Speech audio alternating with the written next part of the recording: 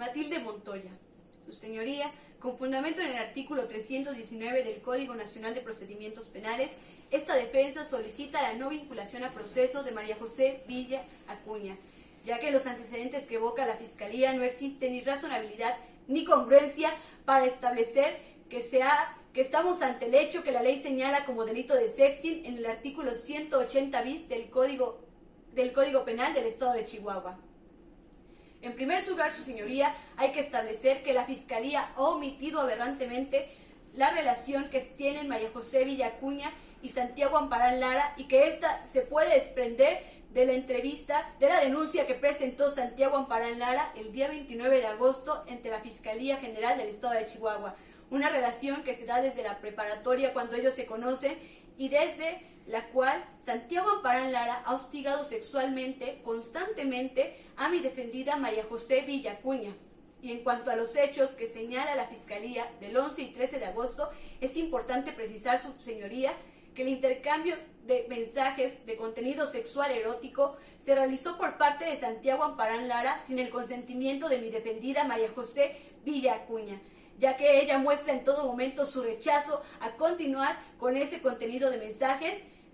cosa que es ignorada totalmente por Santiago Amparán Lara el día 11 de agosto y el día 13, cuando él nuevamente vuelve a reenviar los mensajes, y ante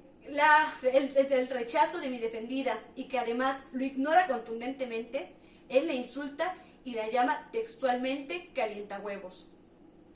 Es importante precisar, su señoría, que en cuanto al dato de prueba que ha ofrecido la Fiscalía, como lo es la entrevista de Diana Olvera Herrera, aquí también la Fiscalía ha omitido señalar que Diana Olvera confirma la conducta de Santiago Amparán Lara en la preparatoria, la cual era de hostigamiento y ser burlón, lascivo con sus compañeras, cosa que también había denunciado María José Villa Acuña. Además, su señoría, es importante precisar que en cuanto a la detención a la que hace referencia la Fiscalía, esta se realizó con total violación de los derechos humanos de mi defendida y no se siguió el procedimiento que establecen los ordenamientos jurídicos. En esta detención, su señoría, se le quitó su teléfono a mi defendida de forma violenta y se realizó una extracción y análisis de su información que resultó en 595 páginas, las cuales se analizaron sin el consentimiento de ella, porque es importante precisar, su señoría, que esta extracción se realizó a las 16:45 horas del día 30 de agosto en que se realiza la detención, pero mi defendida da la autorización a que se revise su teléfono hasta las 20 horas de ese mismo día, a la hora en que rinde su declaración. Es decir, que su consentimiento, su autorización, es 1 hora con 15 minutos después que la Fiscalía realiza esta extracción y análisis de su información. Por lo tanto, estamos ante la violación de su derecho a la protección de sus datos personales, además de que se obtuvo en contra de lo establecido en el artículo 16 de la Constitución Política de los Estados Unidos Mexicanos y artículo 291 de la Ley Adjetiva Penal. Esto, su señoría, admitir este dato de prueba podría ser que en procesos que se den posteriormente se esté valorando y admitiendo una prueba ilícita que afecte el debido proceso.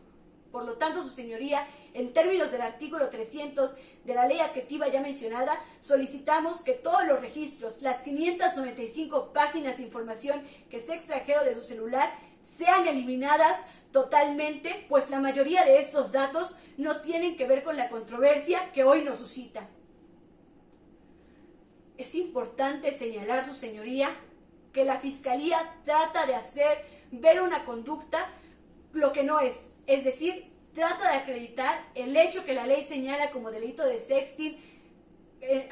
tipificado en el artículo 180 bis del Código Penal del Estado de Chihuahua, de una forma que no es. En primer lugar, porque estamos ante un delito de consumación instantánea, es decir, que este delito deben acreditarse todos los hechos típicos, antejurídicos, punibles y culpables en una sola instancia y no como lo ha manifestado la Fiscalía, que se realizan en 2 fases. Por otra parte, su señoría, podemos observar que en el numeral 180 bis nos señala que debe de hacerse esta difusión de imágenes sin el consentimiento del sujeto pasivo, cosa que no acredita si debe ser un consentimiento expreso o tácito. Y aquí esta defensa señala contundentemente que Santiago Amparán Lara dio su consentimiento tácito para la difusión de estas fotos, toda vez que él es el que las difunde a pesar del rechazo de mi defendida. Asimismo, podemos observar que cuando rinde su denuncia, él está preocupado por cuestiones que puedan surgir en cuanto a su honor, porque lo llamen acosador y no tanto por el contenido que hay dentro de los mensajes, como lo es su pene. Su señoría, también debemos señalar el elemento normativo que se debe acreditar para poder establecer este delito, que es en perjuicio de su intimidad. La Fiscalía no aporta los datos de prueba suficientes para establecer cómo se afecta el perjuicio de su intimidad, y además es importante señalar que, de acuerdo a la tesis jurisprudencial 2020-986,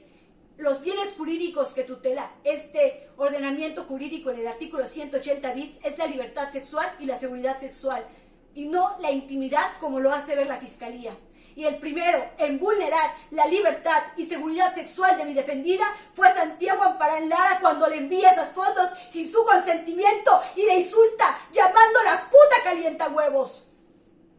Por lo tanto, su señoría, solicito la no vinculación a proceso de mi defendida María José Villa Acuña y su inmediata liberación, como lo establece el artículo que mencioné anteriormente. Es cuanto.